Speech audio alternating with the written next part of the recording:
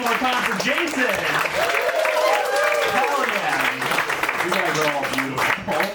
Oh man, I'll tell you guys a little bit about myself. I used to write about fashion for a living, which surprises people because I dress like the only fashion I would know about is which bell would be the best to hang myself with. But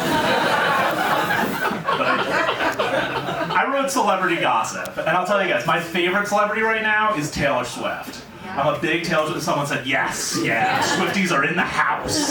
Yeah. Did you see her this summer? No? Okay. No rich Swifties in the house. No, I love Taylor Swift. The thing that I like the most about Taylor Swift is that her fans always read really deeply into everything she says and does. They're always looking for hidden meanings and secret messages. They're like the QAnon of pop music. But I think that if we took people that believed in things like QAnon and Pizzagate and all the other conspiracies and just forced them to be Taylor Swift fans, it would be so much more productive. Because they would be the best at it.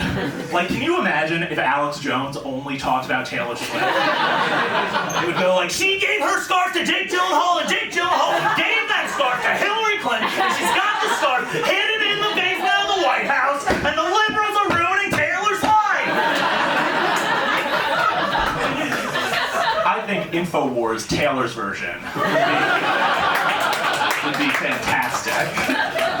But no, I am a straight guy who's a Taylor Swift fan. So like, I do think the music is incredible. I think she's one of the best songwriters of our generation. But also I think she's hot. You know, it's just a fact of life. And the other day, me and my girlfriend, we were watching a Taylor Swift music video together. And she said, you know, if you got the chance to have sex with Taylor Swift, I would let you. And I was like, oh gee golly, thanks. Let me pursue that opportunity. Move over, Travis Kelce. James Crowley's coming to town. I'm getting on a flight to Kansas City right after this.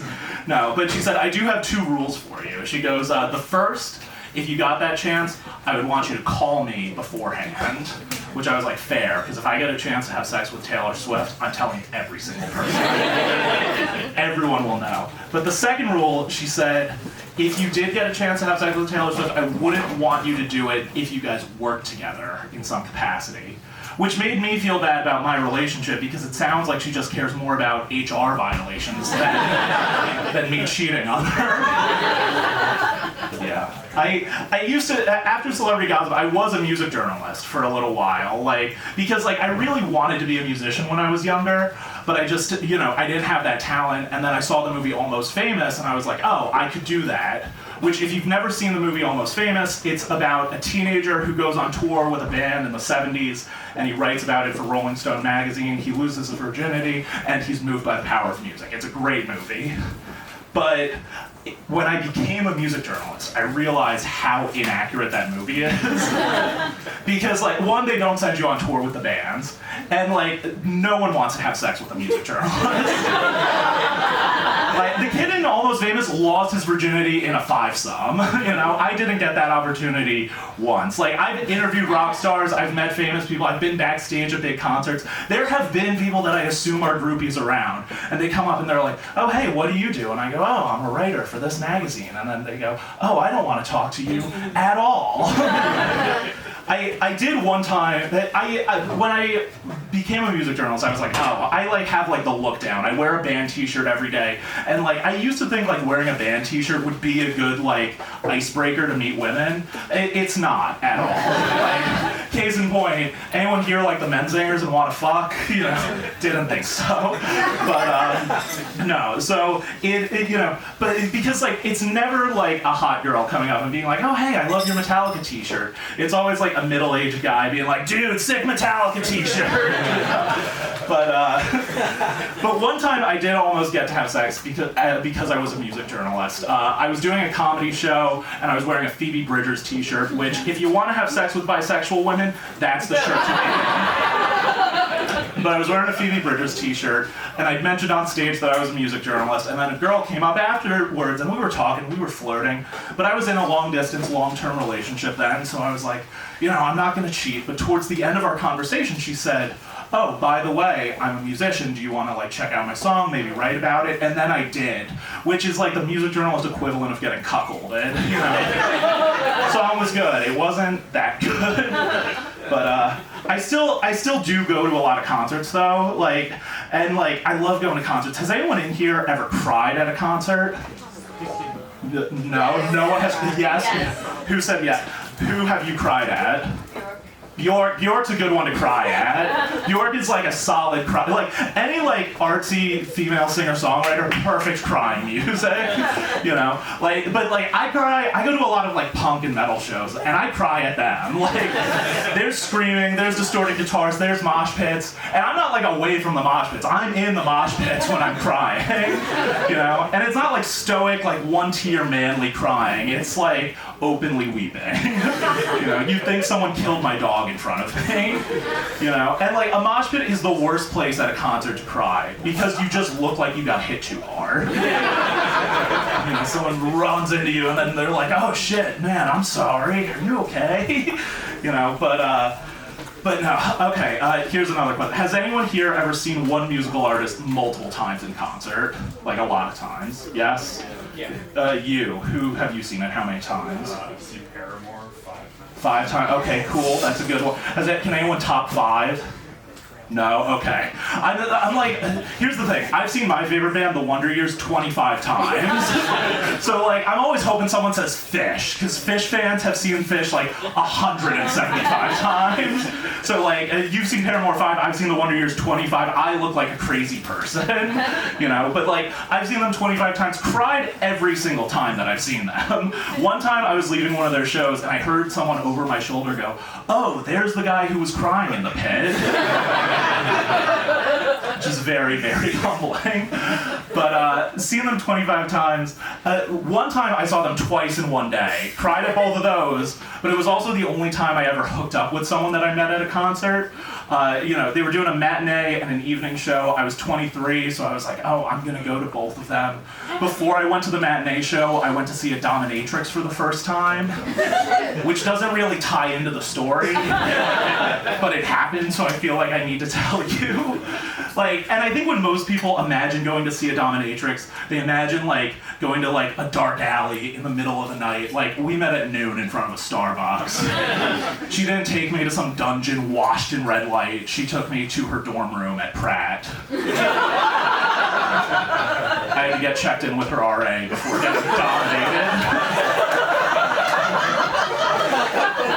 I was like filling out a sign-in sheet, being like, so, do you do pegging? Okay, no pegging. Which, for the record, the reason the dominatrix wouldn't do pegging is because if there's any penetration, even if it's a dildo going inside me, it counts as prostitution and is illegal. But I don't know any undercover cop that's like, all right, I'm ready, put it in, gotcha! Pull it out. Let's get these handcuffs off of me and onto you. You're under arrest. But so I had a 1-hour session with this girl, and like I wanted to be tied down, trampled, you know, step on me, step on my balls, and I wanted to lick her feet. That was like it, you know. Based on like the mild reaction, that sounds like you guys are all doing that on the Reddit. But based on that laugh, maybe not. No. Either like the kinkiest or the least kinky crowd, I can't tell. But so here's the thing, is like, regardless of what you think, I think for a dominatrix, that's like kind of like a base level, entry level thing, where like, you know, she was like, I think she started to get bored, like halfway through the session. Because like she's standing on top of me, and then she just started improvising. She's like freestyling kinks. She's like, okay, you know, can I sit on your face? And I was like, yeah, of course you could sit on my face. And then she asked me, are you into tickling? And here's the thing, I'm not into tickling. But I figured I was tied down, might as well give it a shot. So I found out that I was into tickling. Getting tickled while you're tied up is very, very erotic. And it kind of like ruined tickling for me going forward. Because like now I see like people like tickling like their nieces and nephews, and I'm like, that's disgusting. You fucking perverts. But so, Why was I telling you guys about the dominatrix? This was It was right. It was before the. I'm like, why am I telling all these people about my sex life? No, I went to a concert after, so I finished getting dominated, and then I went to the concert, which I prefaced you all. It sounds like the saddest concert in the world. But so I went to the concert, and at the show, I met this girl. Like I said, I was 23 at the time. She was 27. Which isn't a really big age difference in retrospect, but when you're 23, that feels so much older. So we were like talking, we were flirting, and in my head I was thinking like, man, before tonight I've kissed girls. Tonight I kiss a woman. But so we're hitting it off, we're flirting, things are going well, and I was like, okay, cool. We made out during the band, I cried, and she still wanted to make out with me, so I was like, cool, this is going well. We went to a bar afterwards, we made out some more, and I was like, this is gonna be the woman I marry.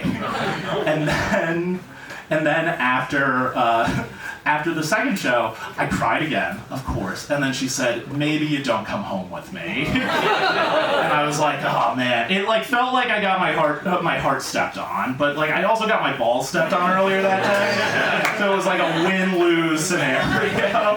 You know, some people would think of that as a lose-lose, but to me, one of them was a win. You know. But no, I still go to a lot of shows, but I do think that like I'm starting to get to the point that I need to like chill out when I go to shows. Like for my 29th birthday this year, I went to a hardcore show and I stage dived, which like I don't think that there's an age limit to stage diving, but there is definitely a weight limit. And I've clearly surpassed it. You know, my strategy is usually wait till I see someone fatter than me, and then I'm like, all right, I'll go for it. You know, I do think that like there should be someone like on the side of the mosh pit with a scale that's like, okay, you could catch people, you know. But you know, as I've like crowd surfed as I've gotten older, it has like caught the attention of bands, and not in a cool like, wow, this guy's connecting with our music type of way. You know, like, is this gonna be a problem kind of way? Like a few months ago, I was at a show and I was crowd surfing, and as I was like cresting over this sea of teenagers, I locked eyes with like the bassist from the band, and he was just staring me down, and I could read the expression on his face. It was, is this fat fuck gonna kill a 14-year-old? Is this gonna be our Astro World? This guy's fucking it up for us. And like crowd surfing, like as you're like an older person and like a bigger guy, it is a little bit emasculating because if there is a barricade and there's security, they catch you. So I'm like going over, leaping into a bigger guy's arms, being like, "Thank you, I'm ready to go sing some more songs," you know. But no. In case you couldn't tell from the dominatrix story, I'm a pretty kinky person. like I used to be on FetLife. Is anyone else on FetLife?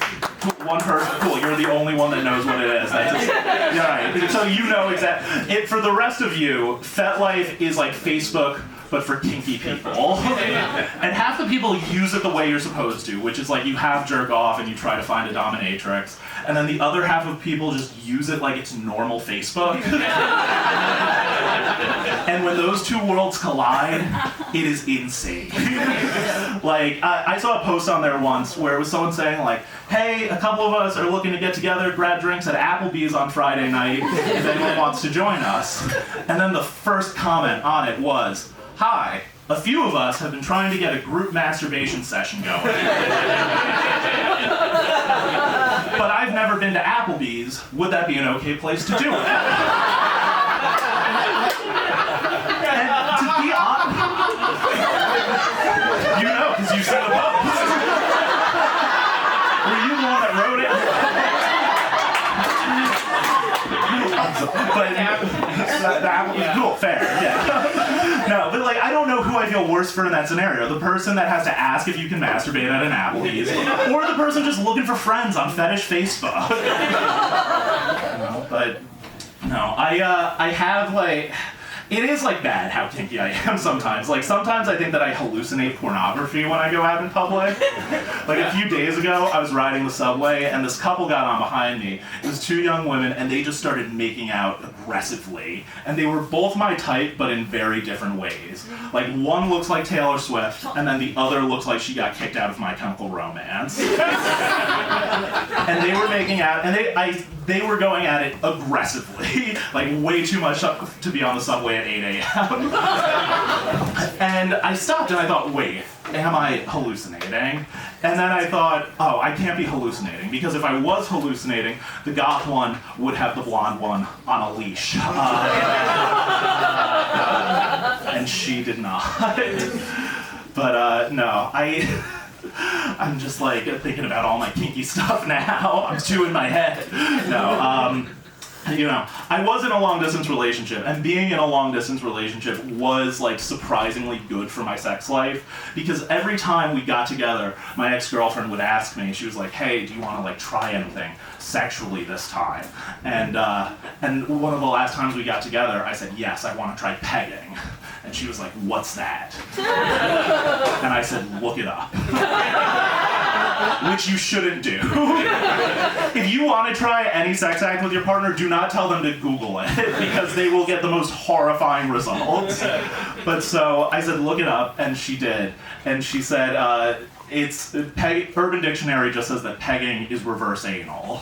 And I thought, oh no, because I hope that you guys know what pegging is by this point, and if you don't, I'm sorry that I've told so many jokes about this thing, you're like, I'm gonna go home and look this up. In case you've gotten this far in my set and you don't know what pegging is, it's when a woman wears a strap-on with a dildo in it and fucks a guy in the ass.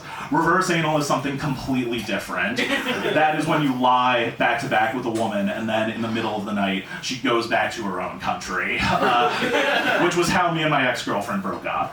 She was from Ireland. I realized I left that out. It was cool kind of dating an Irish girl, though, because I got to learn a lot about American culture by dating her. Like, I learned that, like, the Guinness here is shitty, baseball is a boring sport, and it's a waste of money to pay a dominatrix $150 to step on your balls.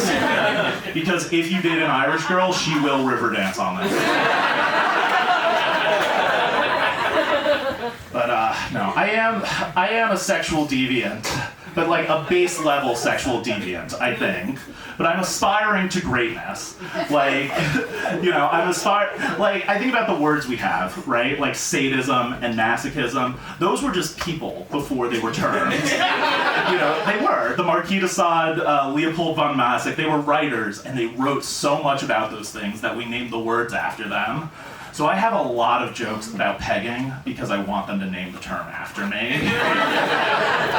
I think getting Crowley to just rolls off.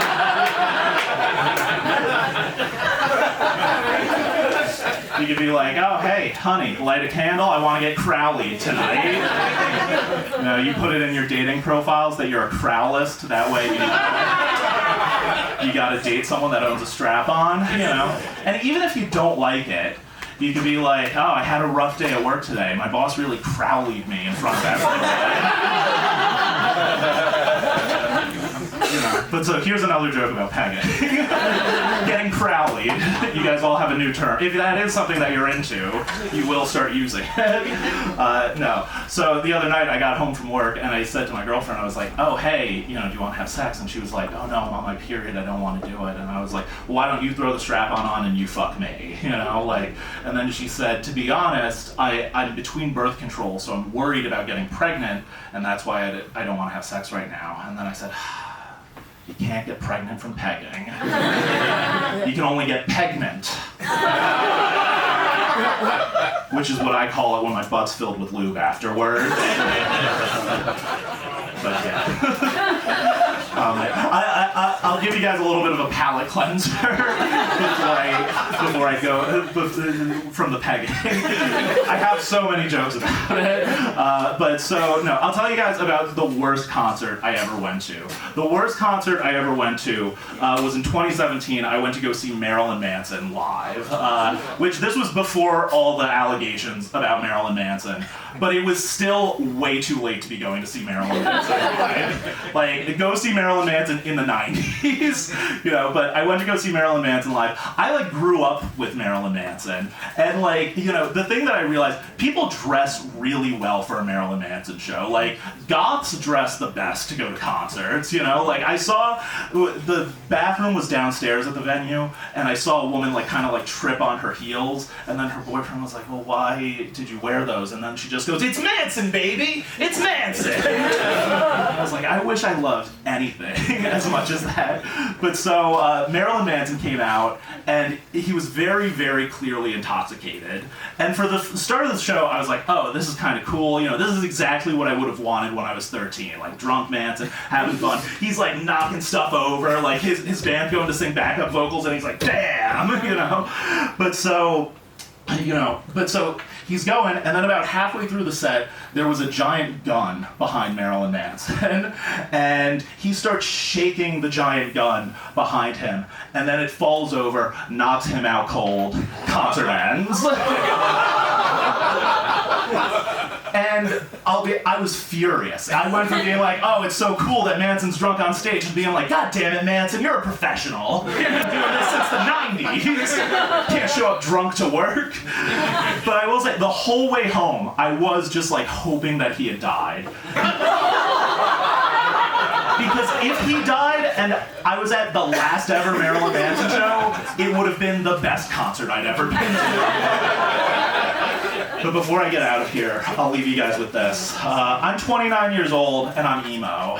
And it's hard getting to be this age and being emo because most of us didn't expect to live this long. Like, there's no good emo songs about getting past the age of 25. Like, there's no songs that go like, when I hit my 30s, my father told me to get a real job.